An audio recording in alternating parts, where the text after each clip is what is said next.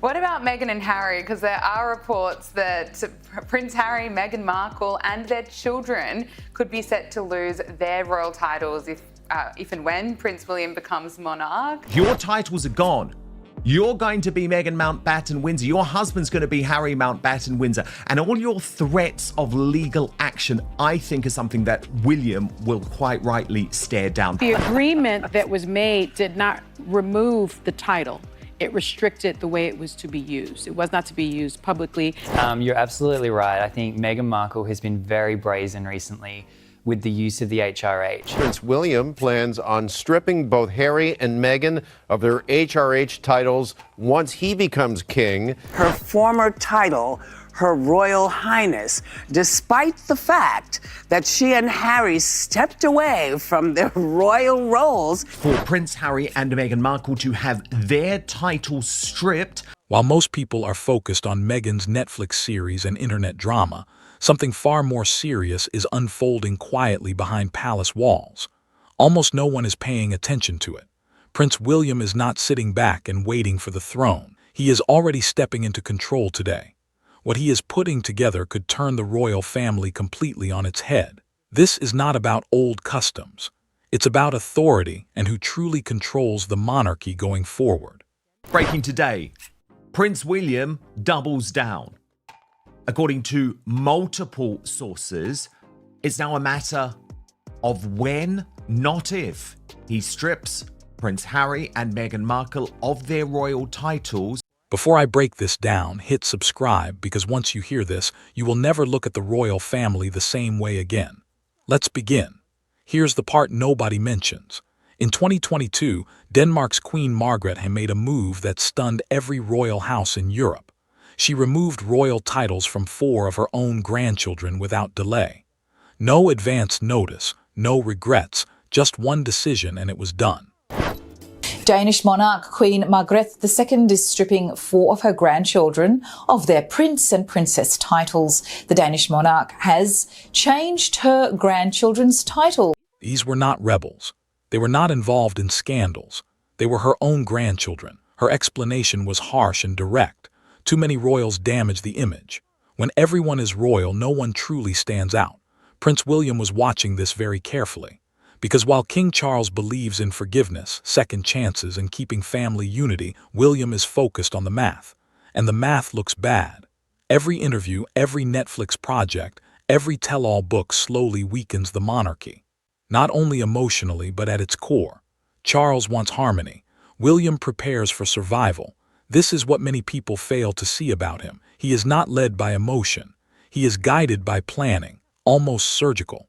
Behind closed doors, he has assembled a group of historians, legal minds, and power analysts. Their mission is to study how monarchies last and when they must let people go. What they uncovered changes everything. Prince William to change the monarchy forever. No titles for Beatrice or Eugenie. And she writes, Prince William is gearing up to become king sooner rather than later, I'm told. And his vision for the monarchy is going to look very different from his father, King Charles's reign. She goes on. Fewer titles mean there is less of a chance for a degenerate like Prince Andrew, now called Andrew Mountbatten Windsor, to slip through. Which means, as I previously reported, Harry and Meghan will lose their titles, as well as Princesses Beatrice and Eugenie. Behind palace doors, there is a real paper, a hidden plan kept secure inside Kensington Palace. It is prepared to be used the instant William becomes king. It is known as letters patent. This is the same authority King George V used in 1917 when he decided there were too many people calling themselves royal. With one signature, titles disappeared. No arguments, no public votes. The rules changed overnight. That authority still exists today. And William's team has already created a modern version of it. Here's the rule. Only active working royals keep official status. If you don't serve full-time, you lose the royal privileges. Simple. You remain family. You still attend Christmas gatherings, but officially you are removed. That's the brilliance of it. You work for the crown, you're royal. You chase private wealth and independence, that's your decision. But the monarchy does not move with you. One insider explained it like this. If the crown belongs to everyone, it loses all meaning. Prince William will strip Prince Andrew along with all other non-working royals of their HRHs and princely titles when he ascends to the throne. Meghan and Harry will see their dukedoms and HRHs formally revoked, according to the Daily Beast, by Prince William. I just had this conversation about Harry and Meghan. I think I was talking to Fox News, and I said, they might not think the rules apply to them, but they are insisting on using titles from the British royal family. And when you do that, whether you like it or not, you are representing the monarchy, and there are some rules that you have to abide by. This is about authority and exclusivity, because the moment royalty feels ordinary, it becomes valueless. And here's the twist no one saw coming. William didn't simply copy Denmark. His advisors have been closely studying Sweden, Spain, the Netherlands, every monarchy that's survived by adapting fast. They are creating a survival guide for the modern era, and it is nearly finished. Now, let's talk about Meghan Markle. Because while all this planning was taking place, she was building something of her own. In April 2025, she launched as ever, selling jam, chocolates, bookmarks, all wrapped in one powerful word, Duchess. That title unlocks opportunities. Netflix, speaking events, brand deals, all of it depends on that royal link. She isn't just famous. She's the royal who walked away. Oh no, it will be active. It won't just be, I'm ignoring this. It will be, your titles are stripped, you are gone, you are banished. He doesn't even want Harry at his coronation. I mean, that is extraordinary. That shows you how far things have fallen. I don't think there is a way back. I really don't. I guess you never know. You never know what's going to happen. Will a divorce change things? Maybe. But remember, Prince William set Harry these very, very clear red lines, and he crossed every single one of them. Right. And the one for him, Link, that was so personal. That is the image. That's what sets her apart. And here's the detail most people overlooked. Her advisors saw the risk early. At one stage, they considered trademarking Duchess of Sussex as a company name, secure it, control it, turn it into a brand the palace couldn't interfere with. On paper, it made sense. If it's trademarked, it's no longer just tradition. It becomes ownership. But the palace had already moved first. Before any documents could progress, officials quietly restricted commercial use of royal titles. No media noise, no confrontation, just old rules reactivated. One insider summed it up perfectly. They showed up with checkers to a chess game. While Meghan's team was guarding a brand, William's team was sealing every exit, and the message was harsh and unmistakable. I do. I really do feel it will happen, and I think it's important to note that it won't be a revenge play by William. It's very much a reforming play, because when he is King William V, when his father passes on, he's the monarch, he's more aware than anyone, I think, that the monarchy and the royal family have to provide value to the taxpayer and also the Commonwealth as well. That it's not, we don't just keep the royal family because we've always had the royal family. They very much have to prove their worth, and he wants to really push aside anyone who's been freeloading or using their titles for commercial gain. And we know the late Queen had said to Meghan, forbade her from using the HRH title. And of course, Meghan's just blithely got ahead and done that and tried to commercialise it wherever she can. But it's a reform play by William. I think he just wants to keep it a very tight monarchy, but also he wants to reward the people who do actually do the work and do it quietly without any fanfare. Princess Anne is a perfect example of that. The crown grants titles, the crown controls them, and you don't get to turn royalty into a personal business. Let's be completely honest. Meghan's entire business is built around one word, Duchess. Look at the branding. Meghan, Duchess of Sussex. Every product launch, every appearance, every Netflix agreement, that title is always placed at the center. And that isn't wrong, it's clever. That royal label is worth millions. It creates access, trust, and instant attention. But here's the question no one wants to say out loud. What happens if that label is removed? Not through scandal, not through headlines, but through paperwork, one letter's patent, one policy shift, and suddenly the official royal status is gone. Harry and Meghan to leave royal duties. It was agreed with Queen Elizabeth that they will not use the HRH title. That is a long-standing precedent, and there's good reason for it. Basically, the HRH is only given to working royals and senior members of the royal family because it denotes a level of I guess, respect in the public, and also it's not a financial thing. Working royals do not profit. They do not use their names to make money. It's an honour to have an HRH. Absolutely. So the fact that she's continued to use this HRH when they've been instructed not to, I think is absolutely infuriating in Buckingham Palace. And there was a very interesting source inside, close to the Prince of Wales, who spoke to the Daily Beast. He said that William is furious, unsurprisingly, and he's also already formulating plans to deal with this when he becomes monarch. I think that he feels that King Charles... Hollywood is unforgiving. Brands are unforgiving. They don't pay for feelings. They pay for leverage. Right now, Meghan offers something unusual. She understands the palace and still holds the status. Remove part of that and the equation changes. Quietly behind closed doors, major partners are already discussing it. Streaming services, producers, sponsors, not emotionally but financially. What exactly are we paying for? What is the long-term value? And here's the irony. She wanted independence. Less oversight, fewer rules, less pressure. That makes sense. But independence comes with a cost because the institution was part of the product. And once you're on the outside looking in, the palace doesn't need to strike back.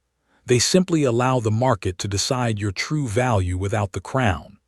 I think there'd be plenty of support to see Prince Harry and Meghan Markle lose those titles. Well. Now, Meghan Markle's very short-lived podcast series, Confessions of a Female Founder, has picked up 2 honours in the annual Signal Awards for podcasting. So despite being really a flop, Meghan's podcast picked up 2 nods at the Signal Awards, and Confessions won a Gold Award in the Business People and Entrepreneurs Shaping Culture category of the Signal Awards, which aims to recognise meaningful podcasts.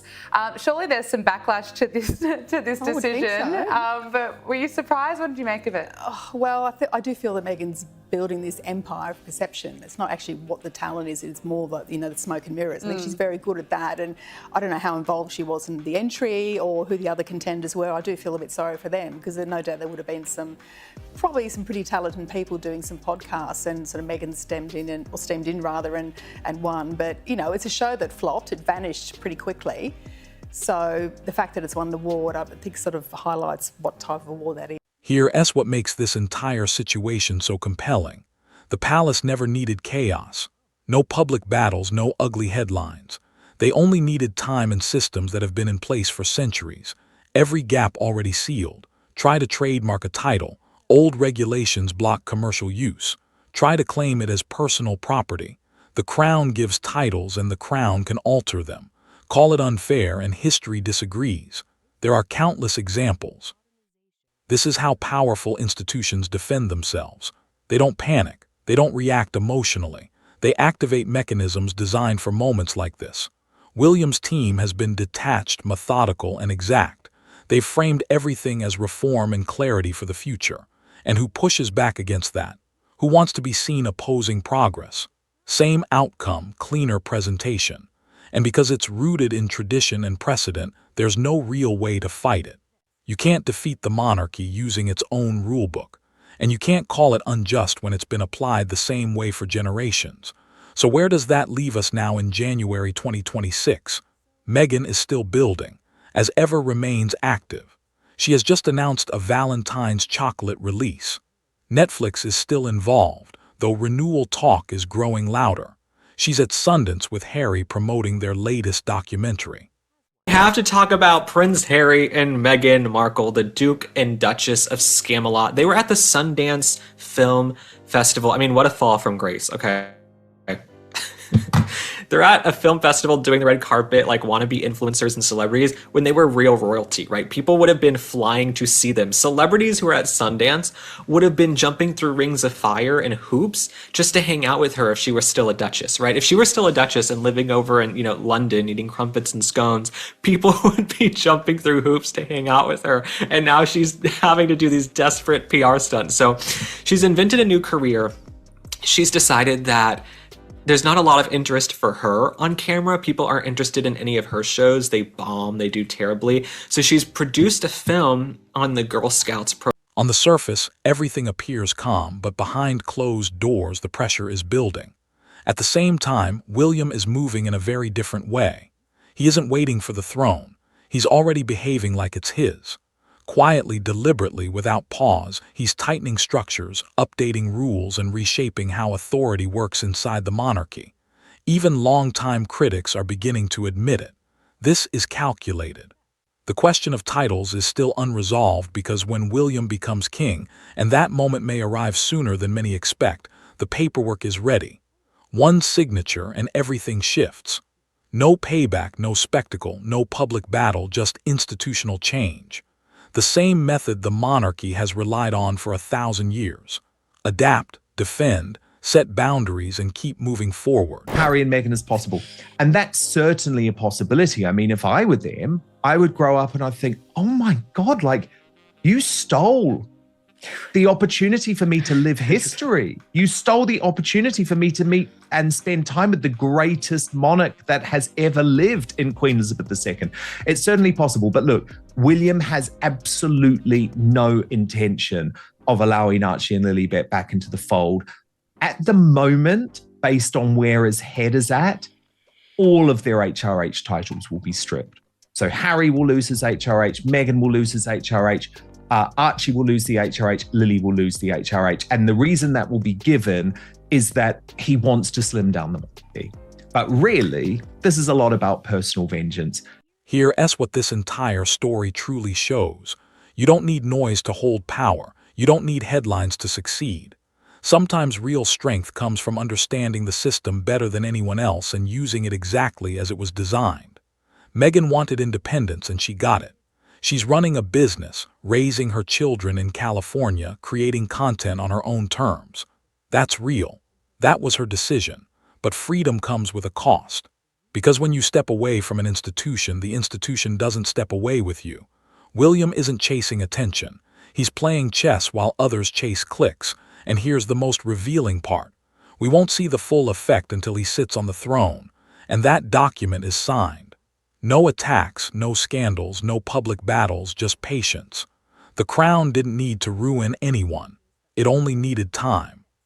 Prince Harry and Meghan Markle are going to have no role when Prince William becomes king, and he's already planning this out, and it's really not so much that he said they are not going to have roles. The king might think that this is something he can do, but of course, he no longer officially controls Highgrove. Prince William does, and this was never going to fly. If this changed how you see what's really happening, hit like. Subscribe for more stories beyond the headlines and leave a comment below. Is William a strategic mastermind, or is he simply cold and calculating? Honestly, he might be both.